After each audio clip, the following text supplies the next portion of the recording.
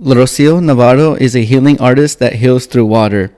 She is bringing awareness to an overlooked practice of healing trauma that our body, spirit, and soul craves. In order for her to help us heal ourselves, she first had to heal herself.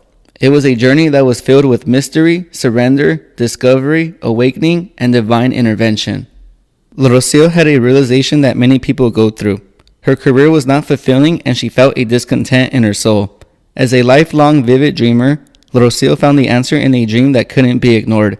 It told her to pick up your backpack and go. Her first plan was to go back to Mexico and reconnect with the homeland. Rocío's only intention was to heal whatever didn't feel settled deep within herself and her soul. The sacred feminine Mayan temples and sites in Yucatán officially started her journey. Rocío went to these sites and did a lot of reflection. She naturally felt and received the feminine power and energies that these sites provide. Rocío followed the Mayan route all the way to Guatemala, where she continued the next part of her journey at a meditation center. She entered a bout of silence for 50 days. This allowed her nervous system to unwind and release trauma that Rocío didn't know she had, and it allowed her to access alternative states of consciousness. With this new realization of who she is, she set out to be near water, and Puerto Escondido called her name. This is where she was introduced to the water path as a direct access to alternative states of consciousness. Rocío knew immediately that she had to share this experience with others. This experience and the results couldn't be in obscurity any longer. She's seen the experiences, benefits, and outcomes of the water path with herself and others. She strongly and passionately believes in her work. She is now here to introduce you to the water path so you can help heal yourself.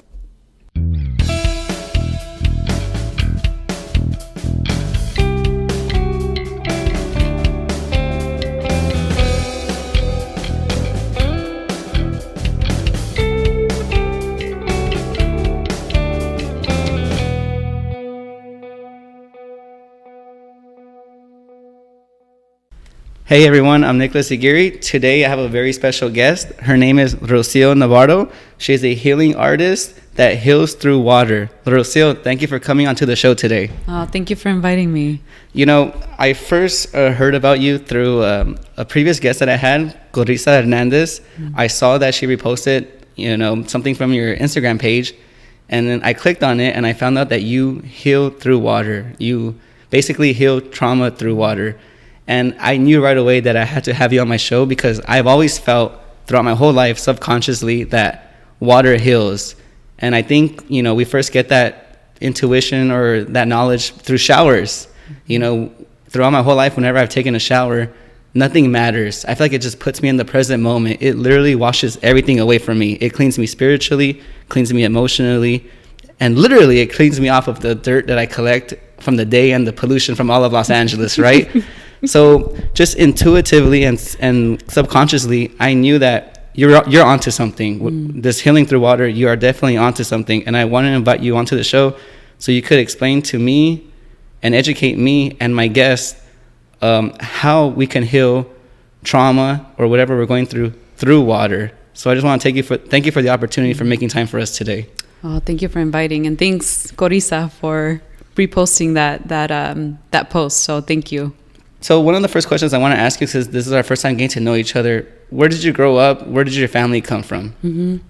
So I was born and raised in LA. I grew up in Lincoln Heights. My parents migrated from Michoacán, Mexico, in the late 70s. And so moved around MacArthur Park area. And then we finally, around the time that I was like three years old, we settled in Northeast LA. So I've been there majority of my life, and traveled for many years, went to college, of course, left away, but now I'm back in that neighborhood. As you can see, it changed quite a bit. So that's basically the place that I've known to be home here in LA. I think a big part of your work, from what I've read, you see a lot of your work through the lenses of what you majored in college. Could you tell us where you went to college and what did you major in? Yeah. So I went to Cal Poly Pomona. I had actually gone to Cal Poly to study architecture, but the program was impacted. And I ended up majoring in sociology. Growing up in Lincoln Heights, in the late 80s, 90s, I was around a lot of, obviously, the Latino community and the Chinese community in Lincoln Heights. So going to college was actually major culture shock for me. And it was the first time that I was exposed to a lot of different cultures. And so I think it was just a natural gravitation for me to study sociology and to be more inquisitive and have that curiosity around social systems, and how we interact with each other. And got deeply involved with not only sociology, I double majored in gender, ethnicity, and multicultural studies, but sociology just gave me basically the lens to be able to look at our world from different perspectives and how we interacted with each other because of that experience that I had going to college for the first time. So we do have a young audience, and it never hurts to look up the meaning of things again. Could you explain for those who are, middle school, high school, or going to college, what exactly is sociology and what exactly is gender, ethnic, and multicultural studies? Yeah. So sociology is essentially the study of different social groups and social systems. So it's the perspective that is incorporating, basically dissecting like why, again, different social systems, how they interact with each other, how are they developed, and taking anthropological, psychological perspectives into that. So it's like, why do certain communities exist in certain places, or how do they interact with other communities or not, or how are, culture, how does it impact the way that we interact or integrate with each other? That's in brief. So gender, ethnicity, and multicultural studies, it's, again, the study of gender and gendered power dynamics in our culture. Ethnicity is looking at the ethnic breakdowns within a culture.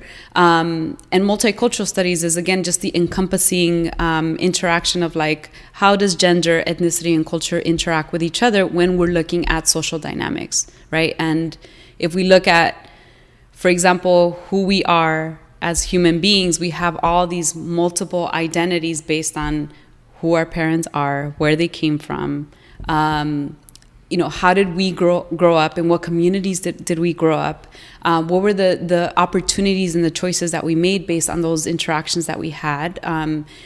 How does gender have a role in the way that we also have access and opportunities in our world as well? So these are all other ways of looking at the complexity of how social systems essentially, interact with each other. Okay, so now we're going to get to, I guess, the best part or the meat of the conversation. For those two majors and in college, you mentioned nothing about water at all. So from college, from studying, from being a young adult, how did you make this journey to discovering that water heals? Well, let me go back and just talk about my connection to water early on in my life. I grew up in Lincoln Heights in the 80s and 90s when it was the height of, gang culture in a lot of, the communities that some of us grew up in. And so coming from a migrant experience, there was a lot happening in my life growing up, a lot of violence in my family system. And so I always gravitated, I grew up right down the street from the Arroyo Seco. So I remember taking, whenever we could, the evening walks, if we could, with my dad, and just like playing with tadpoles was like the way that I was able to just connect to the water in that way. I remember going up to Peanut Lake, which is what is Deb's Park, and just feeling at ease on some level, being able to connect to water in that way. So since a young girl, like when I was a young girl, I always had this particular connection to waterways that I grew up in. Fast forward to college, yes, the water wasn't necessarily involved, but what I was heavily involved in during that time was I was part of this organization called Red Nation Student Alliance, where we were doing a lot of cultural exchange programs with indigenous groups in Mexico and in the U.S. And I mean, even in the memories that I have from those experiences, going to the Yaqui Pueblos and playing with the water drums, and the healers in the community teaching us about water drumming, and me being fascinated with how they utilize this as a healing method. going and doing an intercultural exchange program with in Hawaii, and working the land with a native Hawaiian sovereignty group, and the elder I still remember him taking us into the ocean and talking about this connection to the water and how important it was for them culturally. And it was almost like there was almost like a ritualistic initiation that I felt during that time that would maybe preface what I would continue doing down the road. So I graduate from college. I work in education for a couple years after, and I just realized that what I was doing was not what I was supposed to be doing. I knew that I had a deep passion for change and healing, but the way that I was engaging with the world in that time didn't feel fulfilling. And so I was a dean at a high school many years ago, and I just essentially had a nervous breakdown. I was highly stressed, and I could say underpaid, and my nervous system basically couldn't continue functioning in the way that I just couldn't do what I was doing anymore. And I remember during that process, like I had a dream, and the dream basically said, hey, you need to pick up your backpack and go. And I said, wow, this is interesting. Why is this dream so visceral? And what's really the message behind this? But it was, people talk about spiritual experiences, and I can't say that was the first time that I had experienced it, but it was very visceral. It was a direct message that I think my body finally said, okay, I have to listen to this. So I bought a one-way ticket, and I knew that I needed to go back to the homeland and reconnect to the homeland. Even though since I was young, we would always go back to Mexico, and I just had this really profound connection to Mexico. But this was the first time that I was actually going back and in my own terms and trying to find what was there for me. I bought a one-way ticket. I left on a retreat with 7 women to visit all the sacred feminine sites in the Mayan route. And I left, and I literally did not know what was going to happen years later, and that I would end up in this position doing the work that I was doing right now. I just listened to a particular calling at that time, and I left, and I said, my only intention is to heal whatever doesn't feel settled deep within me and my soul. And I listened to that, and I went essentially on a personal journey, visiting sacred Mayan sites without even intentionally planning on that. It was just like every morning waking up and saying, where do I need to go next? And in many ways, it's like the intuition within me was guiding me to all these sacred temples. I ended up at a mystery school in Guatemala, where I basically spent about 10 months in a bout of silence, studying, being in meditation and studying essentially the Kabbalah, and entered a bout of silence for 50 days. And that particular experience began to unravel, I would say, a lot of my trauma that I had experienced as a young girl. So going through that process, I had essentially blocked memories from 10 years old and younger because of experiences that I had gone to. And it was during that time that I actually had enough time to be able to unpack a lot of what was happening. And so I started really delving deeper into that trauma work. And a lot of what came up during that experience was also not only unpacking the trauma, looking at the trauma, seeing how that had created imprints in terms of how I had been relating in the world. It also gave me information of what I would continue doing in the world. So it was during that time that I also received a lot of messages, I guess, visions and dreams that I would be doing this work with water and people. And the water was coming up in such a profound way, but I still didn't know that I would be doing what I was doing. I was just getting messages during that time. And then fast forward 9 months after coming out of that experience, I I ended up discovering the water path, and I did my first training. And it was during that time that I realized that what the messaging that I was receiving before was that I would essentially be taking people through birthing experiences in water. And ever since then, it's been me training and doing this work and understanding that it's been a doorway, again, for healing potential for people. And it's been a powerful journey so far. Let's go back a little bit, because that whole journey, I have so many questions about that journey. So this dream that you had, before this dream, how connected were you to your dreams? And did you really trust your dreams? Did you keep a dream journal? All that good things. That's a really great question. No, I would say that I've always been a very vivid dreamer since I was a young girl as well. But it wasn't, no one really talked to me or taught me about dream work per se at that time. I just remember waking up from this dream and saying, I can't ignore this anymore. It was that powerful at that moment. Later down the road, when I was at the meditation center and being in bouts of silence, I realized that the dream world had always been giving me messages, whether I was consciously paying attention to them or not. But it was after that I realized how potent dreaming was, or paying attention to dreams as a practice for transformation and healing as well. So you said you had this dream, and the dream said you have to leave, correct?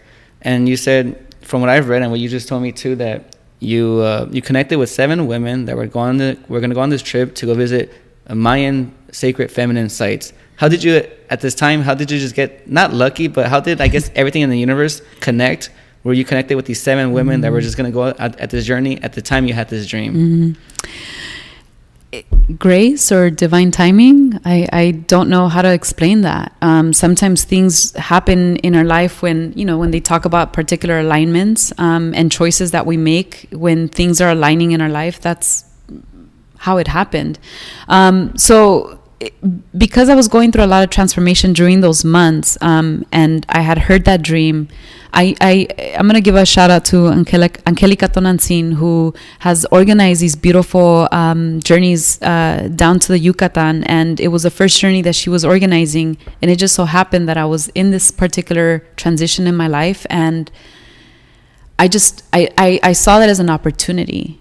And like I said, I bought this one-way ticket, and it was beautiful to be able to go through that experience and that journey with these 7 women. It was almost like I had this like feminine energy guiding me through this other experience that was going to happen in my life that I still had no idea how it was going to unveil. And it was sacred and powerful, and I felt almost ushered into this next leg of my life by these women that are still in my life in many ways and are still growing and have been a powerful influence in my experience. Just divine intervention, That's how it sounds like. Especially, you said that was her first trip that she was organizing. Yeah. You just happened to, catch that wave. It was definitely a wave that I caught, yes. So these feminine sites in was it Yucatan you went to? Mm-hmm. What are these feminine sites in Yucatan? What are their names and what are they? Could you just explain to us, what are these sites? Yeah. So, and again, I won't do service because I still have a lot of information that I don't have access to and that I probably have forgotten. But in particular, in what is considered Cozumel or Isla Mujeres, there was a ritual in the Mayan world at some point where women would do pilgrimages to these particular temples. And so it was, from what I understood, they would once in a lifetime, or maybe a couple times in a lifetime, make that journey from wherever they live to be able to pay essentially homage, right, to the sacred feminine and to the power of medicine and healing. And the intention of that trip was to connect to these temples because of the energy that these temples had also magnetized, right, in attracting this like feminine power, for lack of better words. And we visited several temples and did a lot of work in also activating those places within ourselves and doing a lot of reflection work and just sitting with the energy and really emanating or receiving what was there from the land and the temples as well. And so I think symbolically it was it's a poignant place that we were able to have access to collectively as women who are also in the feminine that is going through, and what we're seeing right now, a lot of transformation. The collective consciousness of women has been igniting and is continuing to ignite in such a powerful way. So it was a very symbolic journey, I think, that we took, and that was curated for that, for us to have that remembrance of that history, but also that it's still alive within us. And how do we have access to activating that again? And we're seeing powerful ripples of that. By any chance, did you go to any cenotes? We did, yes. Yeah. I feel like those are so powerful. Oh my goodness. If anyone, even after they doubt this interview that water can't heal, or they have some doubts, everyone should go to a cenote in Yucatan. Mm-hmm. You could just feel those there are sacred waters that Mayans prayed in. They pray to gods. It's connected with earth and the spiritual realm. Mm-hmm. And when you just enter a cenote, very few things can put you in the present moment and make you feel connected to the earth and to your spiritual guide or the spiritual world or God than entering a cenote. I just love it. I think that's one of the reasons too why I wanted you on the show, is because I've been in a cenote and I just know, I don't know how to use that power to connect, but I knew it was there right when I entered it. It's like, man, this is just so refreshing. There's no worries, all the anxiety, all sadness, everything just goes away when you enter a cenote. Yeah. So I was just curious to see if the cenote was part of your journey. Yeah, absolutely. We definitely went to them. I mean, you explained viscerally what you were able to experience in that water. I mean, that's what it does, right? Like the energy of the place and the water has a memory that emanates as soon as you get there. It brings you into a complete integrated state, or not, right? Depending on the energy of the water and the space as well. After you've concluded, this journey with these women to these Mayan feminine sites, you stayed, right? You stayed still, and you took a journey down to Guatemala. Explain that process. So what made you exactly go down to Guatemala? So again, I had bought this one-way ticket. I had gone on this retreat for 7 days, and I didn't know what I was going to do for the rest of the time. And so it was literally at that point, I had let go of everything that I knew. And I knew that I was going to embark on this particular experience, but I didn't know what it would entail. So I had no direction. I had no plan. And it was like waking up every morning and asking, where do I need to go? And really listening to that intuition or that guidance. And so without knowing, I essentially was waking up and going to different temples, following the Mayan route, all the way down to Guatemala. And that's where I ended up at this meditation center. And it was a place that I felt I had been there before. It felt like home, whether it was a past life or some remembrance of something. That place felt like that. And mind you, El Lago de Atitlan is the deepest lake in Central America that is essentially next to a couple volcanoes. So you have the immense energy of these volcanoes next to or in front of one of the deepest lakes in Central America. And I spent 10 months there, being in a very introspective experience, again, in front of water.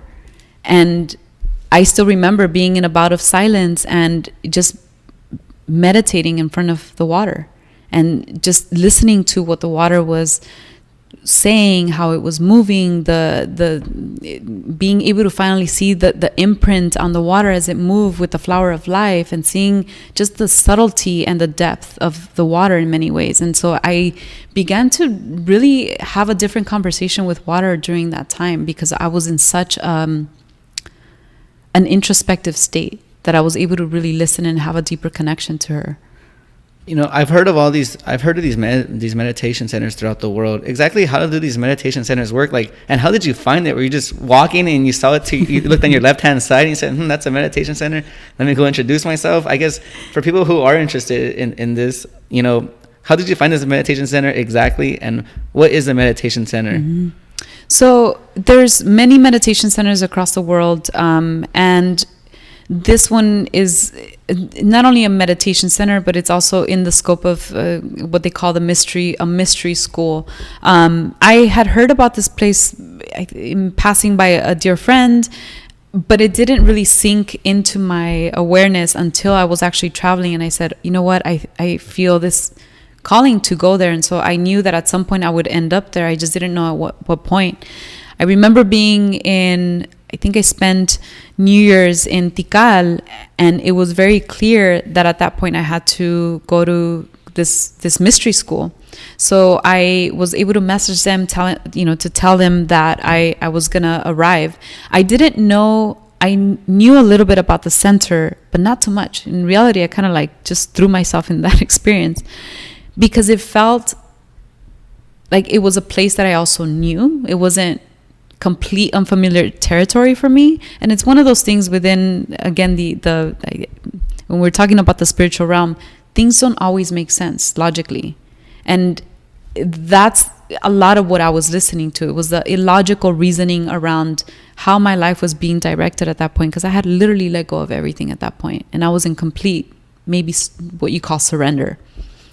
And so this particular meditation mystery school is based on the Kabbalah, but it's what they call the Kabbalah unspoken or unwritten. And so it doesn't come from the traditional aspect of the Kabbalah. It's basically why they call it the unspoken, unwritten Kabbalah is because it's taking you on a journey, and it's taking you on a personal journey based on your learning of this system.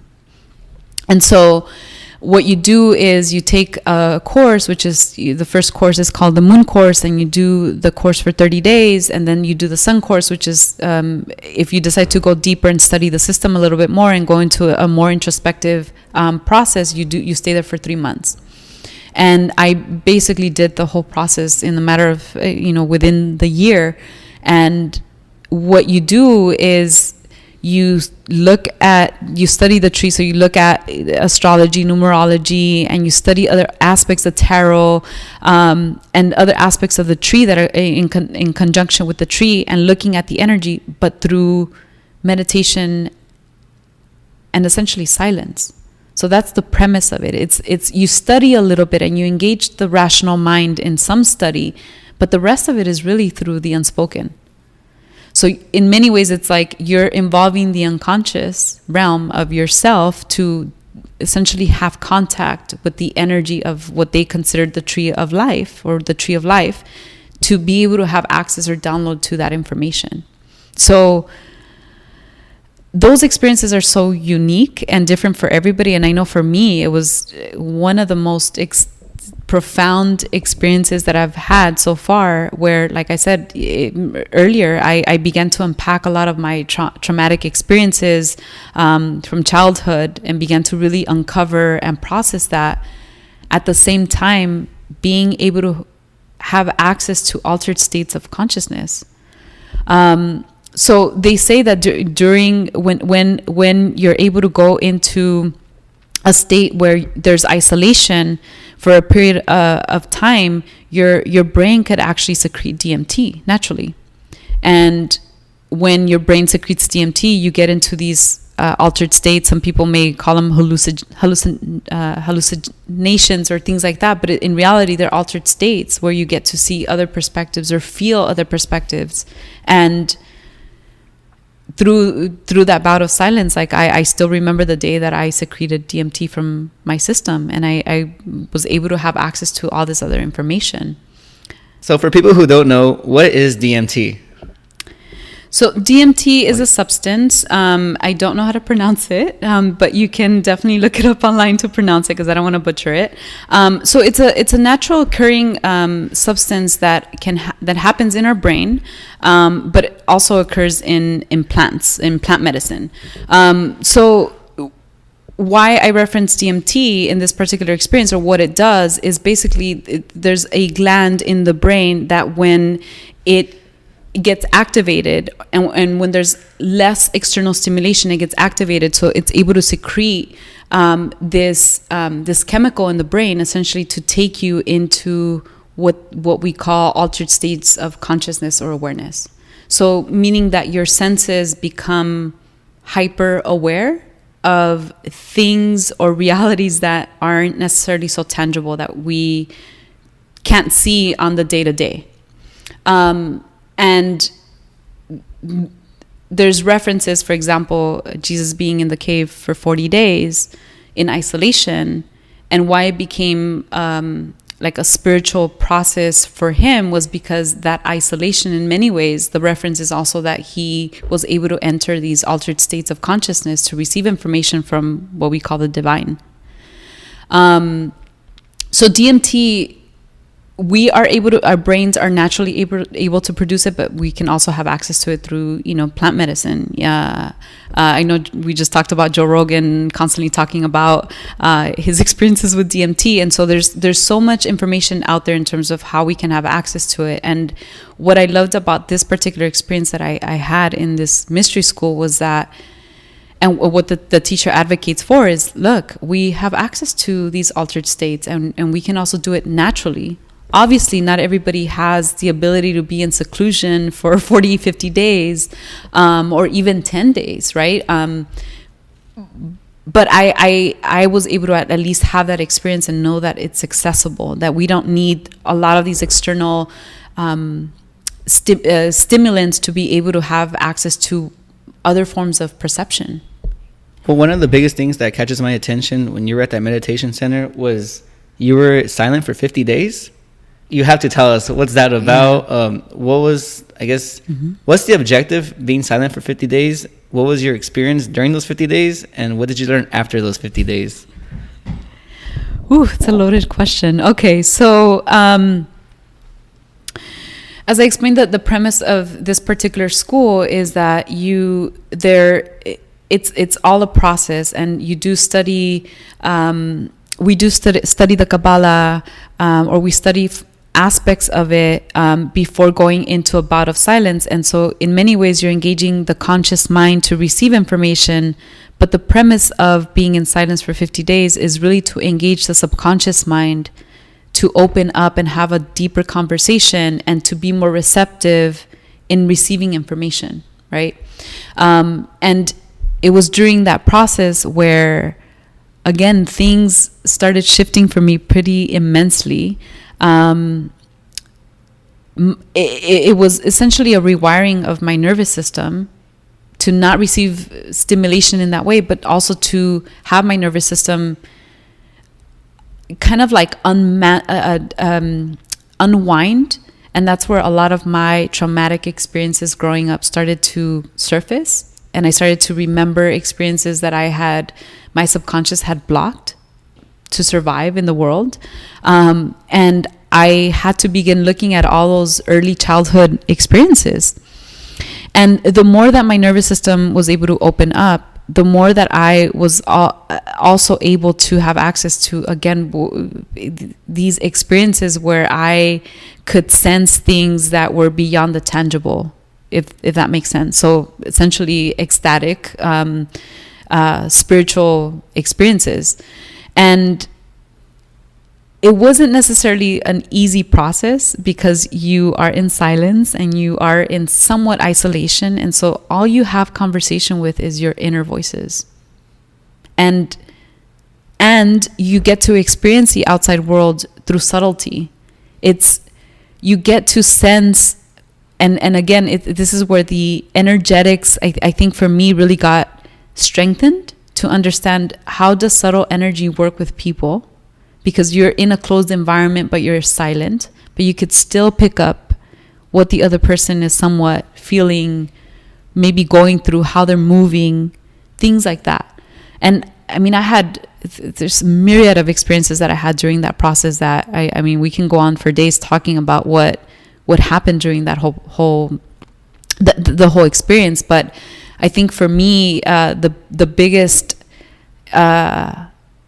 lessons that I got out of that was that my nervous system, again, was learning to unwind, to know what it felt like to decompress and to unblock a lot of those traumatic experiences that were being held in the nervous system, for me to start looking at that and to begin releasing them or having a different conversation with them and a relationship. And also knowing that there's also something beyond physical reality that we don't always have access to. So it gave me, in many ways, polar aspects of what we consider reality. And till this day, I'm still integrating that experience, and I'm still making sense of what is this? What does it really mean to be alive in this world?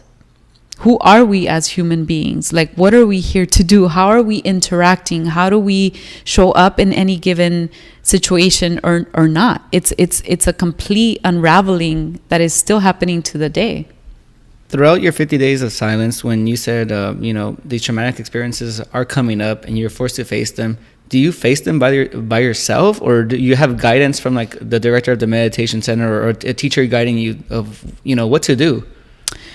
Yeah. So in this particular experience, if things become overwhelming, there is support there. But I guess in my particular experience, it wasn't that it was overwhelming in the sense that I was having access to these memories, but it wasn't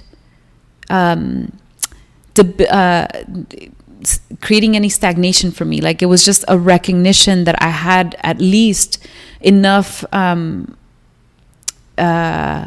maybe knowledge in that moment to be able to continue integrating and making sense of it. But if it felt overwhelming for someone, or even if I had that experience, there were people that you can go to and ask for support during that process. And yeah, like I said, for me, it was the acknowledgement of like, wow, I had literally from the years that I was like 10 years old and younger, I didn't remember a lot of my childhood. I had completely suppressed a lot of those experiences. But being able to begin to recognize the good memories and the bad memories, I started to slowly make sense of what was happening during that time. Why did I begin to suppress them? And then what was underneath all of that? And slowly, it's still been, like I said, years of integrating a lot of the those experiences to continue making sense of them in my life. It's not like I got to unpack them and uncover them and maybe I made some sense of it and it's over. It's still a continual process of unmasking, unraveling, and integrating into my life to make better sense of that, if that makes sense. No, it definitely does. I think I've just came to realize that, in this realm, in the spiritual realm, in the trauma realm, it's never completely 100% finished. Am I correct? Yeah. No. It's a process. You're always continuing. You're always, I guess, striving to get better. Yeah. Yeah. After the meditation center, you were there for 1 year, you said? About 10 months. About 10 months. And then where did you decide to go after that? So at that point, I was still not knowing where my life, again, had no precise direction. And so it was I was still asking what comes next in my life. I just came out of this experience. I'm understanding things on a level, and I'm understanding myself and coming into connection with my essence and my full identity. Where do I go and what do I do to show up in this new realization of who I really am? And I didn't know where to go. And so I just knew that I was still traveling during that time and working in different places. And so I feel like, right after that experience, I lived in Chiapas for a little bit, maybe for like a month and a half in San Cristobal. And then I went up to Cuernavaca and I stayed there for a couple months. And then finally the water again called me. And so it was at that point that I said, okay, I got to be by the ocean. So Puerto Escondido in Oaxaca was the place that called me. And I ended up living there for about a year and something. And I had no idea that Puerto Escondido was one of the top 5 surfing spots in the world. And I still had no idea that it was what I was going to get myself into, but I just knew I needed to be near water. And so I ended up in Puerto living for some time. Of all the places in Mexico, Mexico is really blessed to have both oceans on each side. How did you end up choosing that Puerto?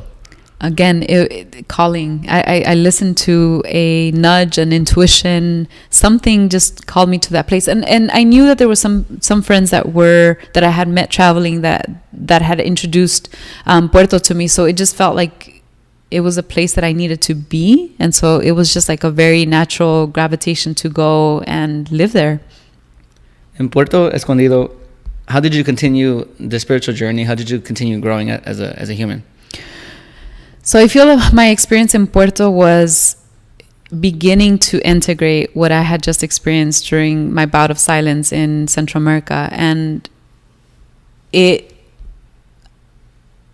will say that it wasn't necessarily the easiest place to live, because there was so much that I was still trying to make sense of. And even at that point, I still, not like I necessarily know now, but where my life was fully getting directed towards. And so I just knew I needed to be near water, and I had so many experiences there, where I mean, living in front of the ocean, listening to these immense waves, like I said, top 5th surfing spot in the world, hearing the energy of these like gigantic waves in this place began to also show me so much.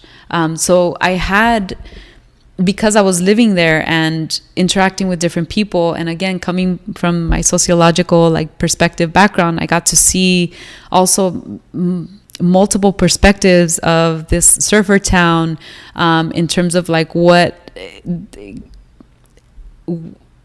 interactions or social dynamics were there with like the locals that were living there, and expats that had settled there, and travelers that are coming from all over the world that are also meeting in this place. And I noticed myself in constant conversation and observation. So it was like a place that I was observing and utilizing also my background with sociology, but also integrating this new perspective that I was having access to, which was essentially the mystery school and also my relationship to the water and what it was emanating and teaching me. So that experience was really profound, and not necessarily the easiest one, but it gave me a lot of knowledge. And again, it was another way for me to understand energetics on another level, for lack of better words. And it was during that time that I came across the water path, and I knew that at that point, when I came across the water path, and I had my first experience with the water, and me being taken in the water, I knew that it was a direct doorway to give people access to the states that I had access when I was in a bout of silence. So I knew at that point that was part of my mission, that I had to share this with the world. I didn't know how, but I just knew that this was just an easier door to go through. Not everybody can go through a bout of silence. Not everyone's going to explore with hallucinogenics. Not everyone does have access to all these other modalities. And so I just knew that this was an immense opportunity to take people through essentially a rebirthing experience in their life. How did you discover this water path? Like, was there a school there? Did you meet a teacher there? I met a teacher there. There was somebody that was teaching traveling, and I, again, had no idea what this whole water path, what this technique was fully about. I just knew it was a complete yes. And I took my first course. It was a full month, training for like 6 days a week, and essentially working with people about 4 hours a day, and being in water 6 days a day, 6 hours a day for almost a month. And it completely, again, took me on this other depth of my own personal journey and started unpacking a lot of other things.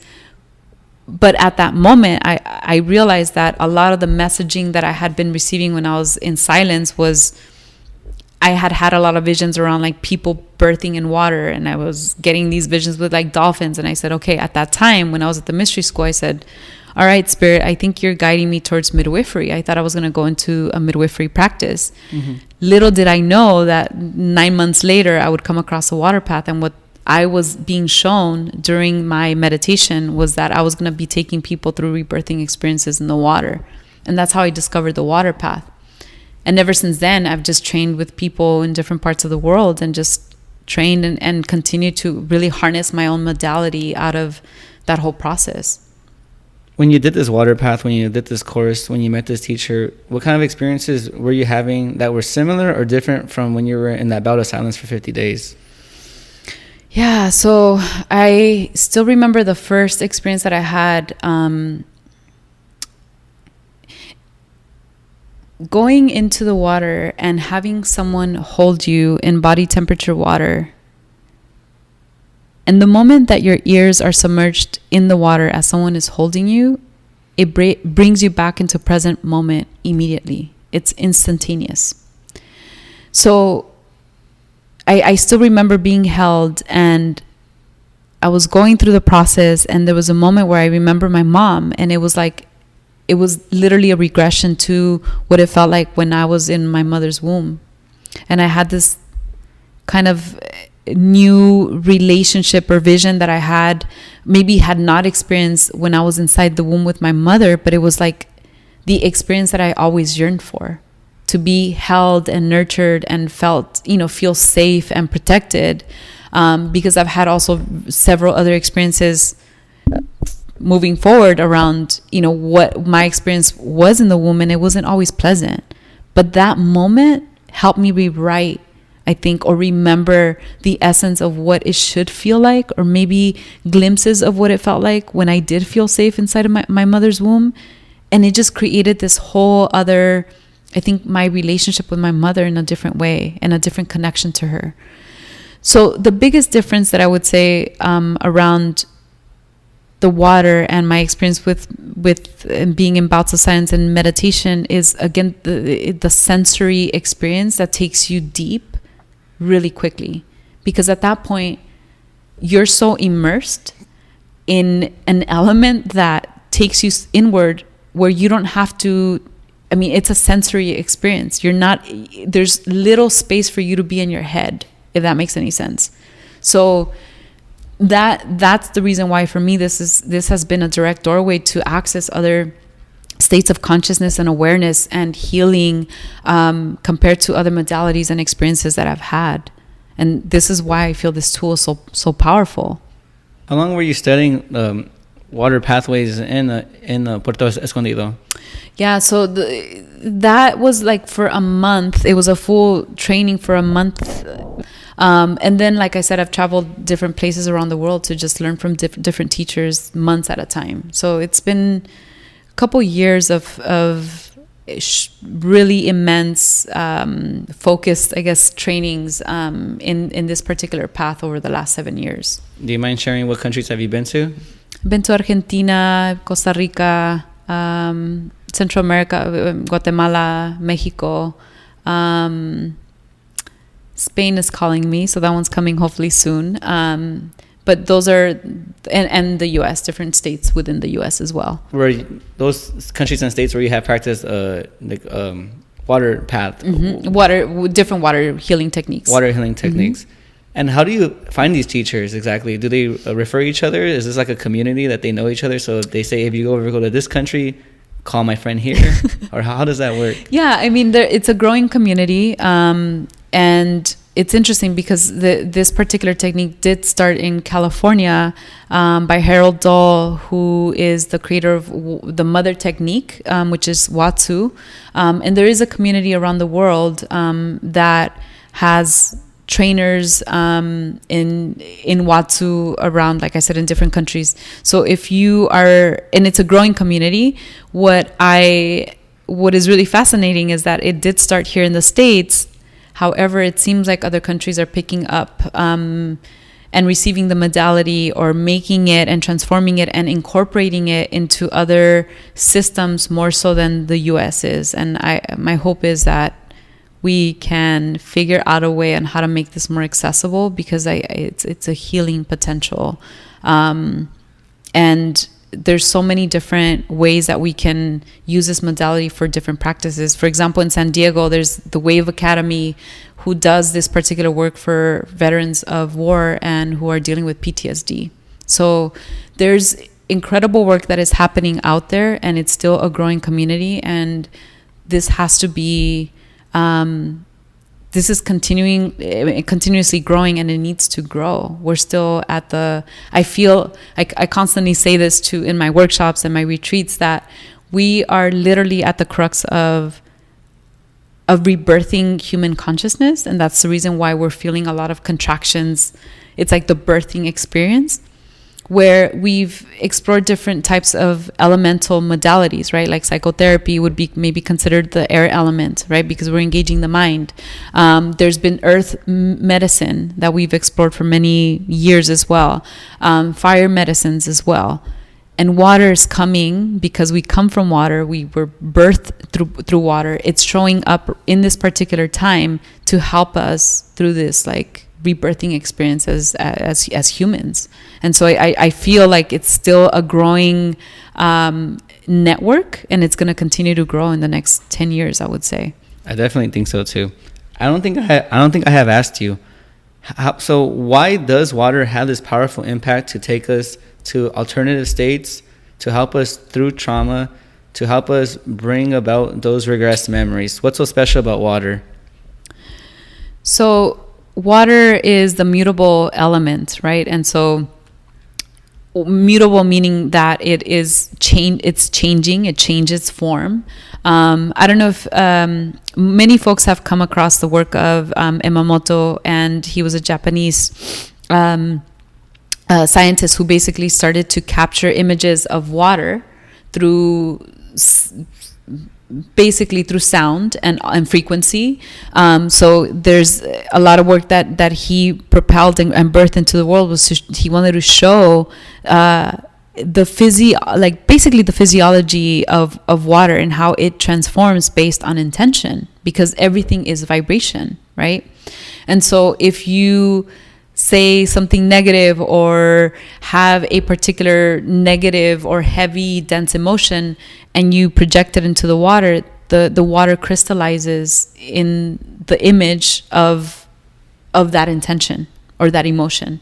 If you have positive thoughts or positive intention to the water, he was able to capture these beautiful, really beautiful images of the way that water would basically crystallize into like these sacred geometry forms, right?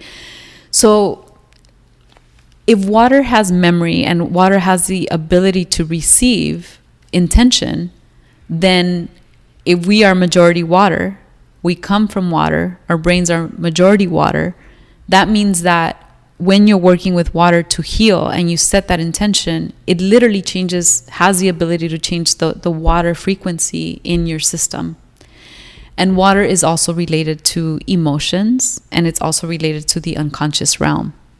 So why working with water is so powerful and why we call it the giver of life is because it has that potential to alchemize healing and to say, this is what we're coming in with. This is what we're allowing and receiving from the water, which is memory in the nervous system as well. So when we are holding water and setting that intention for healing, then we're opening up the capacity for that memory to be awakened and to be transformed. And that's one of the many ways that water has a healing effect. You talked about it in the beginning of the podcast, right? Why, when you shower, like, how do you feel? It cleanses you mentally, it cleanses you physically, emotionally, and also like spiritually, right? So there are some very visceral experiences that you have with water. Like when people look at water, or you look at an ocean, or you look at a painting with water, what does it do to your brain? And there's actually the work of Wallace J. Nichols that I followed for some time. And I was so grateful to find his work, because he wrote this book called Blue Mind. And the blue mind state is essentially when the brain is in a blue state versus a hyper alert state. And the blue state is when there's receptivity and there's like openness, and the brain is in a more sedative state, right? And so he has been looking at the impact of water on emotions on the impact on the brain. And so he has this book that he wrote, and he's doing amazing work, sharing information about the importance of using water as to prove that there's science behind the healing aspects of water. And so if anybody wants to follow his work, it's called Blue Mind. Wallace J. Nichols, he's also a really interesting person to follow in regards to like the healing potentials of water. You know what's funny too? Every time there's an emergency situation, what's the first thing that everyone wants to drink? Water. Always. I feel like in any emergency situation, no matter what, the first thing that someone wants or that person is given is water. Even in an emergency situation, we revert back to water. It's not Coca-Cola, not Gatorade, nothing else. We always want water. Yeah. Because we're majority that, of course. Yeah. After Puerto Escondido, I'm assuming, correct me if I'm wrong, you took a journey to learn about healing through water, correct? Mm-hmm. Through these different countries, through these different teachers. But were you taking that journey because you were still healing yourself, or did you know that you wanted to become a teacher? Yeah, so I think at that point, in the beginning stages, I was still, I was seeing the benefits of this work in my own personal journey, in my own personal life, and integrating that. But soon after that, I started to realize that it became clear to me that I needed to share this work. And that's the reason why I invested a lot of time training and, just looking at ways on how to continue learning more about this process. And eventually my intention was actually not to turn this into my practice. This came by default of my own personal process and wanting to share it and seeing the need. And this is what I've been, developing in the last couple of years. But it didn't come as an intention. Like, that's not what I wanted necessarily to do. I didn't say, oh yeah, I'm gonna do, water healing work, and I'm gonna. This is like my profession. That wasn't it at all. It was more personal for me. When was the actual day, I guess, you decided, or the moment, like, I want to bring this practice back to the United States, specifically back to Los Angeles, and help heal the community and help heal people? Do you remember that day or that moment? So I was living in Puerto Escondido, and I had decided at that point that I was going to stay and live there. And then life takes its turn. And it took its turn, and there was a project that I had started with a dear friend of mine, and the project didn't go through. So I found myself already in a kind of like another uncertain state in my life. And I said, okay, what do I do now? And I didn't want to come back to the States. I knew that my life was kind of directing me to stay in Mexico. But I did have to come back and close a couple loops here in the States. And I said, you know what, let me go back for a couple months. I feel like I need to just integrate a little bit more, and then I'll come back and go back to Mexico. And as soon as I came to the States, I remember feeling a lot of anxiety around like coming back and like what I was going to do. And I still remember doing this meditation, and this particular meditation, I was working with clay. And I remember drawing I made the city of LA in these like clay, with these like clay material. And I did these these towers. And I remember in the center of the city, I put this huge heart, right? And then right next to the city, I created this huge mound with pebbles. And I remember in this meditation, the teacher was like, well, what does this mound next to the city represent for you? And I said, well, it represents all the fallen, like dreams, right? That people have crossed over here and that have not been able to like essentially fulfill those dreams. It's like the fallen, right? And I was putting a lot of focus on, I guess maybe I was accessing the pain around that, and realizing that I understand that this is a place where there's so much potential and so much opportunity, but at the same time, there are so many people that are not able to realize what they're here to do, right? And so I was focusing a lot on that, and the teacher said, well, but look at the heart in the center of the buildings? Why is that heart there? And I said, I don't know. And it wasn't until years later, like I said, coming back to the States, and I realized like that was the energy that was actually pulling me here, was that I needed to offer something here. I didn't know how it was gonna unveil or how the trajectory would be. And, looking back, I'm still amazed of everything that, that has happened in the last couple years since I've been back. So I came back, I think it was like 2014, 15, I can't remember, 14. And I remember sharing with some friends this particular work. And ever since then, it was like, I could feel the need. And at that point, I realized that this was something that I can continue contributing here. And I kept seeing the gaps and where I could fit in. And I'm still trying to figure out the gaps. And it's still a journey for me. But I just knew in the deepest part of myself that this was something that I had to share. Like there was absolutely no doubt at that point, because I had seen what it was contributing to me. Before we come to present day of your practice and what you offer, I would still want to reflect back a little bit about your journey. How easy and or how difficult it was for you to go through all that, from the day you had your breakdown to traveling with those 7 women to the feminine Mayan temples or the routes, to the meditation center, to Puerto Escondido, to when you decided to come, offer practices and services to Los Angeles. Mm-hmm. When you reflect on that, like, what's the first thing that comes to your mind, or what do you think about? Oh my goodness. It's been immensely challenging and immensely incredible. I don't necessarily feel that anybody that is really uncovering and searching for their life's work, that the road is ever easy. And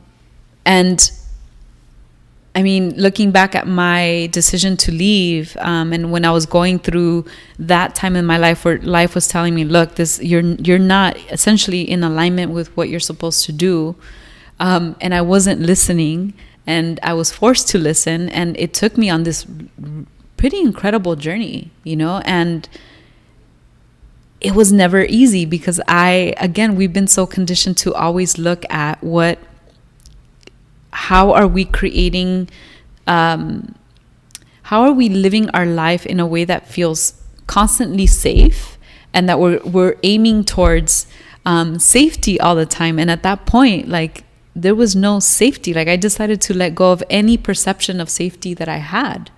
And because of that, it took me on this incredible journey, but it was not easy. There was so many challenges along the way. So much that I had to undo myself and work through fears, and it's still an ongoing journey. I'm still unpacking a lot of fears that that I'm still holding on to. But looking back, it's like, wow, I took a leap of faith, and it's landed me in this incredible experience that has gifted me so much, and is also gifting other people. So the challenges, it has, I mean, so many. I can't even dissect in this moment what they have been. It definitely has been a challenge coming back to LA. One of the biggest challenges that I've had has been, going through experiences like the ones that I went through, and your nervous system essentially gets to rewire on some level. Coming back, living in a city that is constantly buzzing, I will tell you, that probably has been one of the hardest things to do and integrate in my life. I still remember it took me years to finally be able to be in the city for a couple months and not feel like I was losing it, right? Because we are made, again, our bodies are so resilient, and we adapt to environment. And my nervous system had adapted to another form of receiving information and being in a place that was a lot more sedative and not so active. And then coming to the city was like, oh my goodness, how do I live here? How do I live here? How do I feel embodied here? But also, how do I do what I need to do, that I know I need to do? And so it's been this is the reason why I also call myself not only a healer, but a healing artist. I'm constantly having to recreate myself and create myself. And it's also been, the work that I do has an art to it. There's no 1, 2, 3 structure. There's no 1, 2, 3 solution. I'm constantly curating processes for people to go in a journey themselves, because I feel, and this is part of my philosophy, that people have, if we create spaces where people can drop into themselves, that's where healing happens. Like, we have it within ourselves. And sometimes we need more guidance, right, through it. But I do believe that we are our own healers. And we just need support systems to help us finally like get to that point where we're reclaiming ourselves wholly. And I'm just here as a vessel and creating an opportunity for people to essentially drop into that place within themselves. You said so many good things in that, but the thing that caught my attention the most is that we are constantly recreating ourselves. And I think you said in the beginning of that too, that people are looking for a safety net. People want to be secure, if they could, 100% of the time, right? That's what people are always looking for. But as I've realized, that's just not life. Every day, we are constantly recreating ourselves. And when we don't want to create ourselves, we're looking for a safety net. We want everything to be secure. And I believe that's where tension and energy kind of like bumps heads, right? With the reality of life. And that's how people can put themselves in probably in positions they do not want to be in. Yeah. So I just want to emphasize what you said about how you're constantly recreating yourself, because we literally are constantly recreating ourselves. If you want to think about it, every minute, because we could be super happy 1 minute and the next minute we could be down and out, or our luck could just completely change, right? And then the next minute our luck could be right back up again. So we're constantly recreating ourselves. Yeah. So today in 2019, what services, what practices do you offer? So I do offer, so let me just explain the premise of my work with water. Sometimes people are like, well, what do you really do? You talked about water, but what do you really do? What is it? So let me explain what it is. So the basis of my practice is water, and I use water as a healing element through various forms. But one of the main forms that I use is I essentially take someone in body temperature water, and I take them into a floating position, and they're facing up, and essentially I'm holding you, and I'm gently rocking and swaying your body, perhaps stretching you, and just listening to your body and moving it in the way that your body's also, and I'm intuitively picking up in terms of what you need. I do use a lot of sound in my technique. So sound in water has a different resonance frequency. So what I have found with sound is in water is that it goes deeper into the nervous system, it goes deeper into the skeletal system, because it vibrates at a particular frequency. And so I found that the use of sound in water just amplifies the healing potential. So in this particular experience with water, when I'm holding a person in a private session, I can't really say that the experience is such, because everyone's experience is very different. There's people that go back into like what it was like, in the womb with their mom, or they start to remember memories, or they get insight and clarity, or get more creative. I've worked with artists who their creativity just sparks, and it's something that they had not necessarily had access to before. So that's essentially the premise of the work with water that I do. However, what I mostly also do is floating sound baths in water. So, sound baths are something that a lot of people know a little bit more about. But I've been able to basically curate and create these floating sound baths where I take a group of people in a process, and I float you, and I'm basically playing sound as you're floating in water in connection to each other. So those experiences are also really powerful, working in groups. I also do family healing sessions. That takes quite a process, but one of the bases of my work, because we're looking at, again, the subconscious imprints that are held in our nervous system, and we're working with birth experiences. And a lot of what comes up with the water are, the first memories of when we were inside the womb with our mother. There's a lot that can come up in a family setting, and there's so many different ways that I work with water, but essentially it's looking at the imprinting that is held in the subconscious realm, which is within us and locked in the nervous system. So that's just some of the examples of what I do in my services with water. So it's mostly group work. I do retreats as well. I lead a big retreat in Mexico. I do sound baths. There's one coming up in Pomona in the next couple weeks. And then I do individual sessions when space is available as well.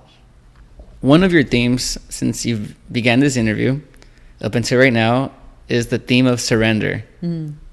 I guess as a general question, and you could take this wherever you want to take it, I'm guessing if someone wants to do your session, they're going to surrender, right? Does the water help you surrender? Does the water force you to surrender? How does water play a part in making and helping someone surrender? Mm-hmm. So first of all, if you are, and this happens with a lot of folks that and clients that I have, if they are finally saying yes to a session with me, there's a process that they personally go through to finally say, okay, I'm open to this.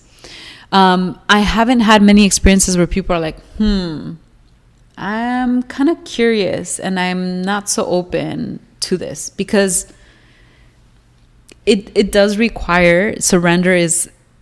I mean, physically, I'm holding you and you have to let go, because if you're locked and you're heavy, I can't do much with you. So the surrender piece is definitely an important one that people have to at least access on some level to be able to have a session with me. And the other thing is, as I'm holding you in water, water is also the one holding you. Like, if you are resisting, then you're going to sink. If you let go, it's going to be easier for me to hold you and to maneuver you. So that's another level of surrender that also teaches your nervous system, hey, let go. You don't have to be so contracted. It will be all right, basically. That's what it's saying. Yeah. And that's the teacher of living in this world also, right? The symbolism is as we're living in this chaos, because the world is a little chaotic, how do we curate or cultivate or create spaces within ourselves where we can step into the chaos and still feel surrender and not feel contracted all the time? Because that's also the premise of a lot of diseases and imbalances. It's when we're feeling unsafe all the time. And so for me, being able to work with somebody in the water is giving someone the opportunity to feel, but also train the mind to say, how do you remember to walk this world in a way that you're feeling in your own power and your own safety?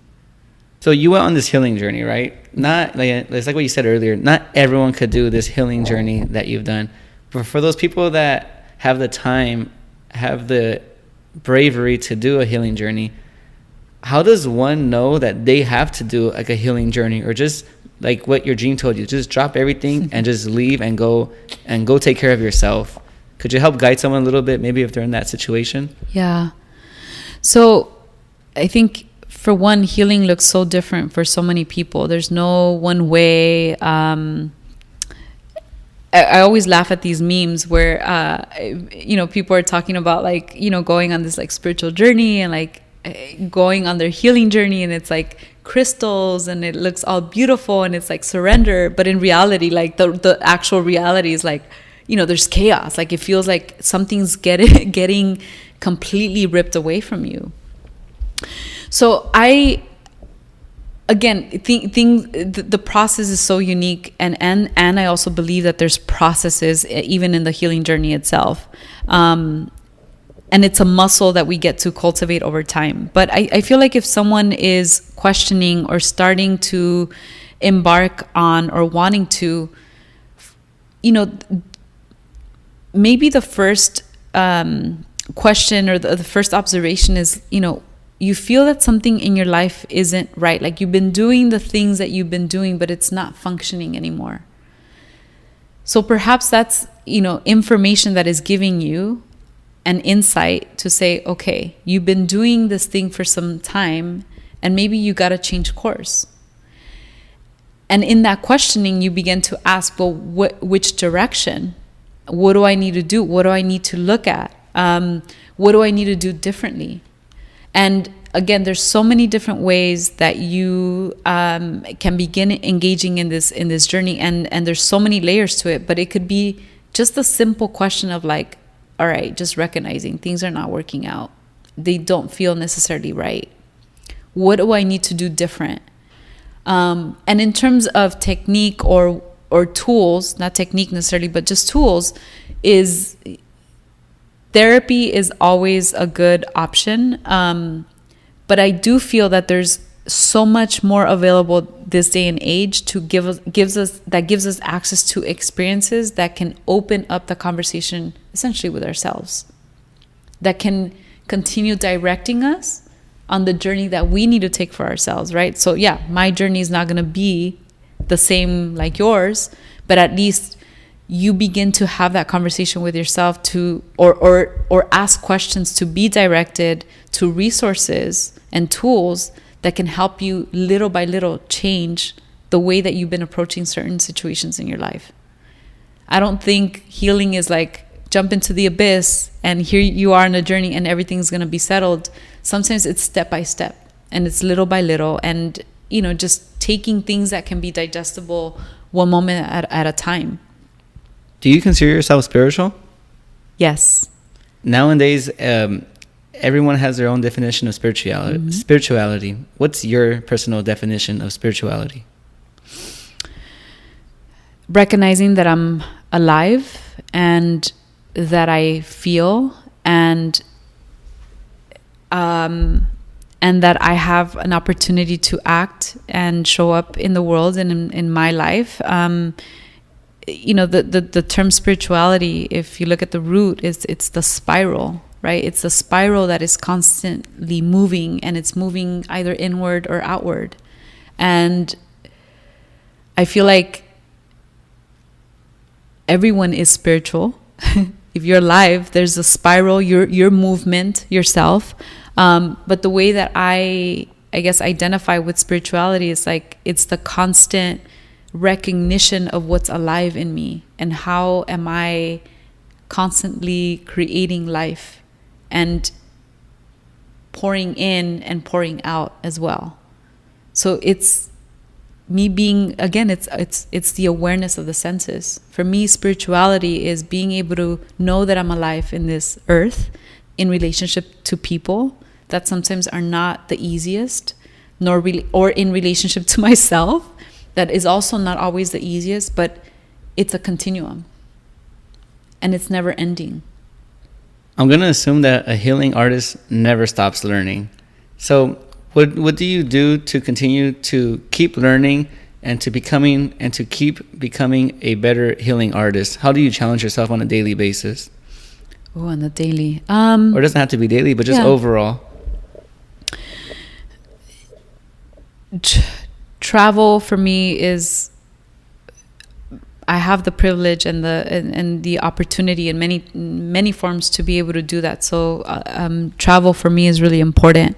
My connection to nature is very, very important. I always get insight and information when I'm in connection to nature. So that for me is already the thing that ignites and also brings me more awareness and challenges me to be more present in life. So travel, my connection to nature, and also just learning different tools and techniques that are out there. Like I do a lot of research on epigenetic, tools and techniques. And I'm as much as I can, and when I can, I take courses and trainings in different forms. You know, I'm really curious to look at different ways that can enhance our potential, and also enhance my craft. So I'm always looking at ways that I can continue enhancing my craft as much as possible to bring more to the table. So yeah, I feel like just studying different realms or aspects of within the healing arts or the healing realm. And I feel relationships are the ways that I'm challenged the most. It's intimacy and getting to know myself more through those dynamics and those relationships. Throughout this whole journey, what's one thing that just never ceases to amaze you from day one to present day? What's just that one thing where just like it just makes you smile, that you say, I can't believe I learned that lesson, or I can't believe this has happened to me, or just that one positive thing?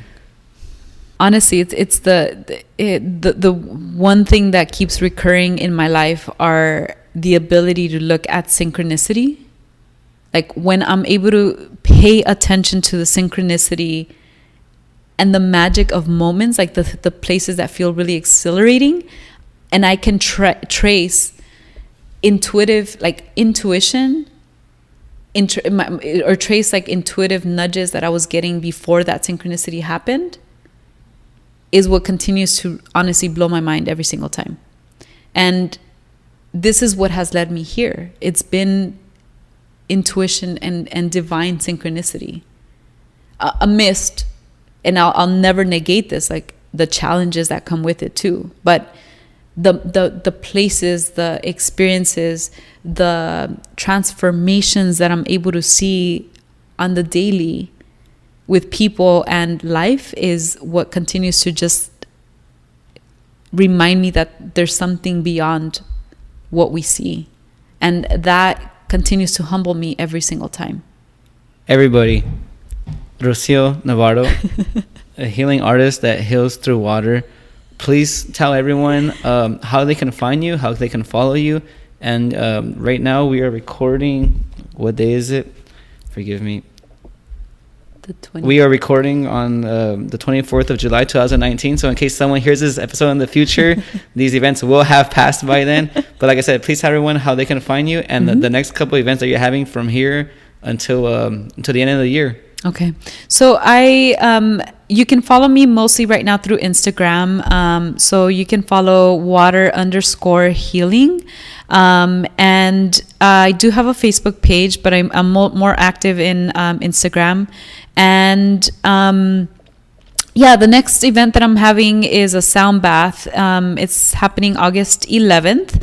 So I don't know if y'all will get to hear this podcast by then. And I will be having a couple other events in the fall. I'll be leading a big retreat in September, so I'll be out of the country. But you can please follow me through Instagram. I'll be posting the next events that I'll be having in the fall and winter. Usually for the fall and the winter, I also do experiences out in natural bodies of water. So I go out to hot springs. So you don't want to miss that. Hopefully you can join me in water soon. And I will say I will definitely be participating in one of your events and practices this year. You didn't have to come on the show to convince me. I was already going to do one of your practices, but now I'm really excited to have you hold me in water. Yeah, absolutely. I really am looking forward to it. Rocío, thank you for coming on to the show. I don't think we will all look at water differently now because of you. So I just want to thank you for your time and for gracing us with your stories, with your experiences and your wisdom. Thank you so much. Thank you.